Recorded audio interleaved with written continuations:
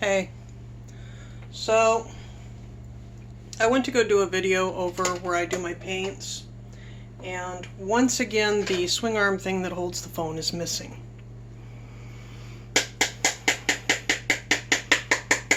Somebody is helpful. So I'm doing that, knocking the grinds out. Do not put coffee grinds down your sink, it can plug your plumbing. If you have an apartment, it doesn't matter. If you own the house, do not put coffee grounds down your sink.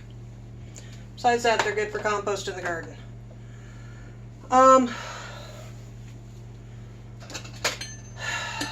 Scatterbrain. So, making paints. A few people have expressed an interest in buying. Here's the number one issue so far. I don't have enough supplies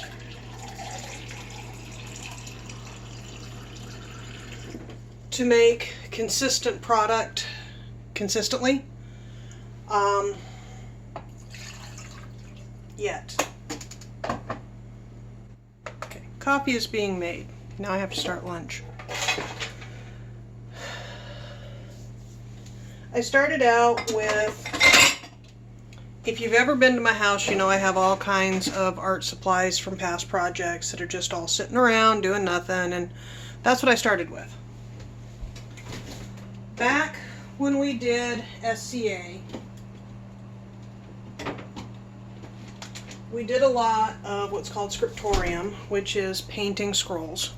And I really enjoyed it. I suck at it, but I really enjoyed it because I enjoy moving paint. I enjoy moving color around. Stay. And I expressed a sincere interest in wanting to make paints. And I made a comment about how easy it was to make watercolors versus making oils. Oils are okay, but watercolors are easier, and I was informed that watercolors are not, period, as we're painting with fucking gouache, which is a watercolor. Yeah. Okay? And I pushed back on that and was informed that I didn't know what I was talking about. Gouache is gouache, and that's not a watercolor, and blah, blah, blah, blah, blah. And I said fuck it and walked away. Which I actually regret. Not the walking away, but the saying fuck it. Because I did want to make paints, because I have expressed a desire many, many, many times over the years to make paints. Leftover refried beans. They were beans, they became refried beans, now they're leftover refried beans. I'm heating them up, and I'm going to eat them with probably potato chips. They're a little on the dry side, so I'll need to put some moisture in there. My mother used to put mayonnaise in her refried beans. I kid you not.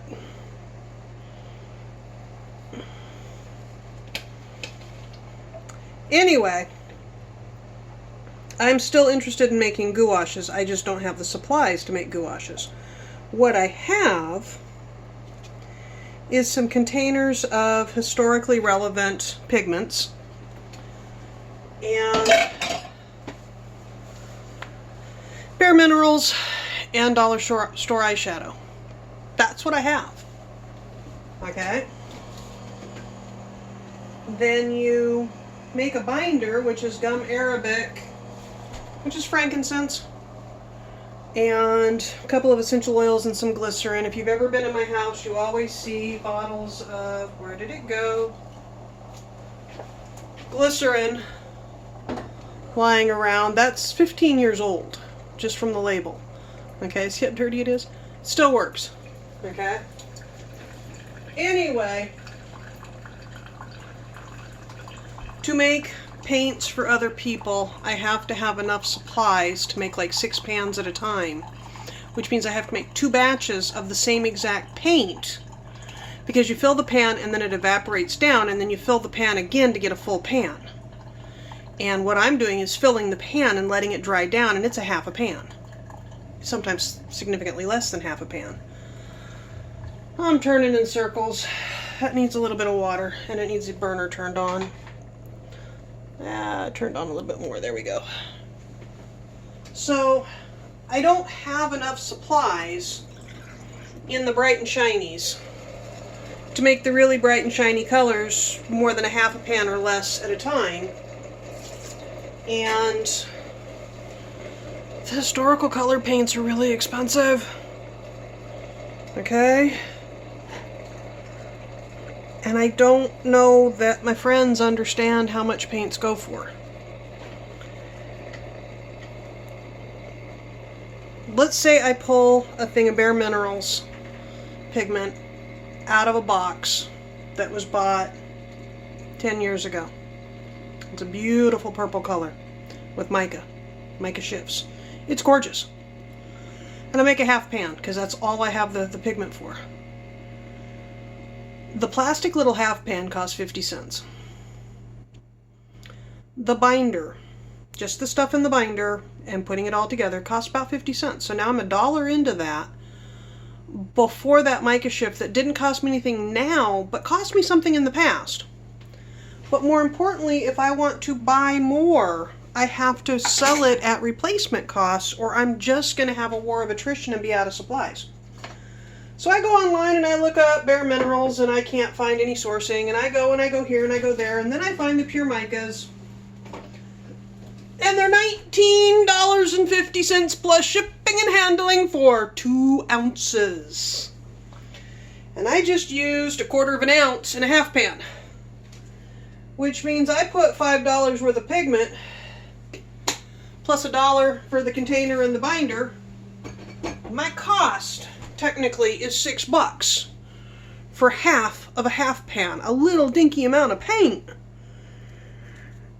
because it's a premium product. I can't charge my friends $6.50 for a pan when I should be charging $12. So I go on Etsy and I see what other people are charging, and they're charging $20. Or they're charging $5 because, you know, going back to that hobby, they don't have to make a profit. They don't have to make replacement costs. So I go to the dollar store pigments and I go, okay, now I know this costs $1 and I know it makes 5 pans. So now we've got that $1 cost per pan of just the other stuff, and we're at $1.25 a pan, and it's really beautiful. It's nice paint. It really is. Okay, so now we're more within reason. I'd have to charge $3 plus shipping per pan. I just built a palette with 18 different colors on it at $3 per pan. And now we're at $45 for the palette. Those pretty palettes that I'm showing, I would have to sell at $45. Okay? And I'm not comfortable with those numbers yet. I go online and I see that that's what people are charging. I see that people are charging a hell of a lot more. I mean, the one woman charges $65 for 12 paints. I need to become more comfortable with the costs before I'm more comfortable with the idea of selling, because to me it seems exorbitant. It seems out of line. That's me. The other issue with selling paints, and this is a much, much bigger issue with selling paints. I put together a quick little palette. And the artist's husband, who's a pack rat, well, I'm the pack rat, he's the hoarder. There is a difference. But the artist's husband goes, oh, those are beautiful, thank you. So I put together another palette. Wow, look at that! Thank you! He's grabbing them as fast as I can make them. So I'm trying to make 2 half pans, half full, of anything I make, so that there's one for him and an extra. It's not working. Okay, he's honestly laying claim to everything I make, which I find adorable. I really do. And it's getting him painting again, which is amazing. You don't need to see inside my messy fridge. I'm looking for cheese. I thought I had cheese. I have cream cheese. I have Parmesan cheese.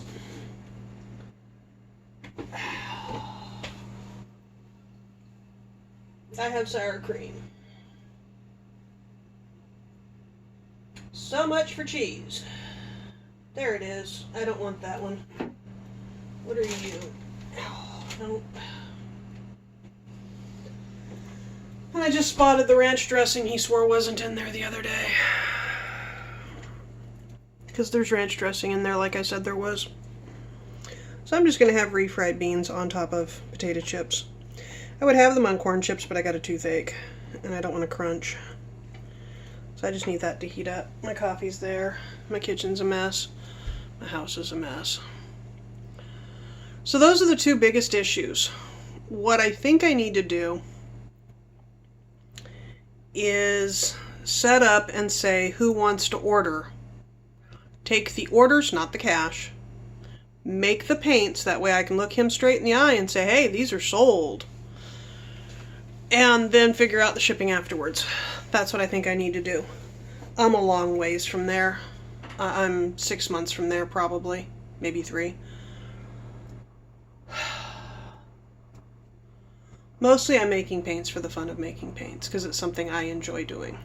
I enjoy spinning. If I can sell the yarn, great, but I enjoy spinning. I enjoy crocheting. Yeah. It's been 11 minutes. I got a headache and I'm waiting for my food to heat up. It's 1 o'clock in the afternoon and it occurred to me like 5 minutes ago I haven't eaten yet. Do you see that goiter? That is so annoying. See it? It's that big bulge. I don't know if it really shows up. It shows up to me. You know? Anyway. I made Maya blue, which... Okay. Every culture on the planet, damn near, figured out how to take indigo and make blue. And almost every culture on the planet, really early on, figured out how to bind indigo to chalk of some form and make blue paint. Cavemen figured it out. So the difference is in the colors of the blue, because indigo has a huge spread of colors. And I have Maya blue that I made that is a very Prussian, very dark, deep blue. It's gorgeous. So then I do a blending exercise where I mix it with a red, because not everything's a primary color. Just because it's blue does not mean it's primary. Buying Maya blue online is $19.50 a 4-ounce jar. It is one of the cheaper blues. Blues are expensive until you get into the really, really synthetic stuff. Lapis, if you want lapis blue, which is a pale blue, you're looking at $280 for 4 ounces. Egyptian blue, which is a pale blue made out of copper, $230 a 4-ounce jar. Blues are expensive. So I made Maya blue. And then I took some of my historical pigment, which is Eccarlano red, which is a dirt from a town in Italy. And I mixed 3 parts Maya blue to 1 part Eccarlano blue. Eccarlano red. And got this beautiful navy dark blue. Just gorgeous. So I mixed 2 to 2. One of the things the color charts always tell you to do is take 1 part and 1 part and mix all your paints and see what they do. Okay, because then you'll get these bands and you'll be able to see what your paints do. They don't show you what they do on the quarter mix. They don't show you the gradient. So had I done this, because I don't like this method of mixing. Okay, I don't like this and I don't like the color wheel. I like the triangle and I like gradients. Anyway, so I was doing a gradient. So I did 3 parts Maya blue to 1 part red, Eccarlano red, and got navy blue. It's gorgeous. So then I did 2 parts to 2 parts, and I got a solid slate gray. Just gray. Had I done this, I only would have seen gray. I would not know that it made the navy blue. Okay? Had I done this chart. Had I done the wheel, I only would have gotten gray. So then I did 1 part Maya blue to 3 parts red, and it's brown. It's a really pretty brown, which tells me that Maya blue is technically a green, which I knew because indigos are green. They oxidize to blue, but they're technically a green. And my Eccarlano red is technically an orange, because that's the only way you make brown, is with green and orange. So anyway, fun stuff. Boring if you're not interested. That's about it. My food is congealed. I'm sorry, leftover refried beans are never attractive. And my husband person doesn't eat leftovers no matter how much he swears he does. He will take them for lunch occasionally if we have something like pork roast and fresh green beans and homemade mashed potatoes. He'll eat that. But the casual everyday foods, he doesn't eat. He'll eat it for dinner and then it sits there. And then he looks in the refrigerator last night and says, "There's nothing to eat for dinner. I guess I'll make sandwiches." You know? It's like, no, dude, there's that leftover pasta salad. There's leftover refried beans. There's gluten-free tortilla shells and some cheese. There's plenty of things you can do. You just want a salad. You know? Anyway. It's been 15 minutes. I don't have anything else. I'm trying. I wake up holding my jaw like this 3 days out of 4. Because when I broke my jaw, it would dislocate all the time. And I just developed this habit. So when I'm sleeping, I will go to this position, which results in insisted little zits all through here, which drive me nuts. Anyway, I'll talk to you later. Bye-bye.